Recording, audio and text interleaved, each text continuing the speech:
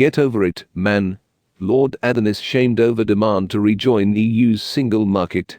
Britain has been urged to rejoin the European Single Market and Customs Union by arch-Europhile Baron Andrew Adonis, meaning chunks of UK policy would again be under Brussels control. Lord Adonis, a former Labour minister, has emerged as a fierce critic of Britain's decision to leave the EU. He has now suggested the key to coronavirus recovery will be for the UK to rejoin the European Customs Union and Single Market.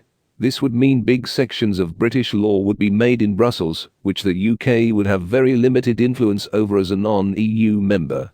Lord Adonis was responding to Labour leader Sir Keir Starmer's proposal for a British recovery bond scheme to relaunch the economy.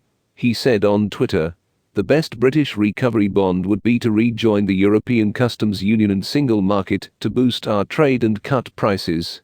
Not a good idea to issue bonds which simply drive up Her Majesty's government's cost of borrowing, forcing taxes even higher when we can borrow cheaply anyway." His demands were met with criticism on Twitter, with one social media user telling him, "Get over it, man.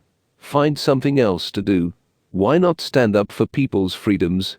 Another said, "How is it you still don't know or won't accept? You can't have the EU, CU and EEA as a non-EU member." On Thursday, Sir Keir urged Boris Johnson to offer citizens a government savings account with a competitive interest rate. This money would then be invested in helping the economy recover from the coronavirus crisis. In 2020, the UK economy shrank by 9.9%, its worst annual performance since the Great Frost of 1709. According to the Bank of England, coronavirus restrictions meant British households had built up £125 billion in extra savings by November 2020, with this figure expected to rise further. Sir Keir argued people must be encouraged to spend this money to boost economic recovery. Speaking to the BBC, he said, "We have been through too much here, and there is a parallel with World War II, where people have been through sacrifice and solidarity, and they want a better future, and that is what I am setting out the path to. You can't clap your key workers during a pandemic, then go back to business as usual, and that is where this government will head.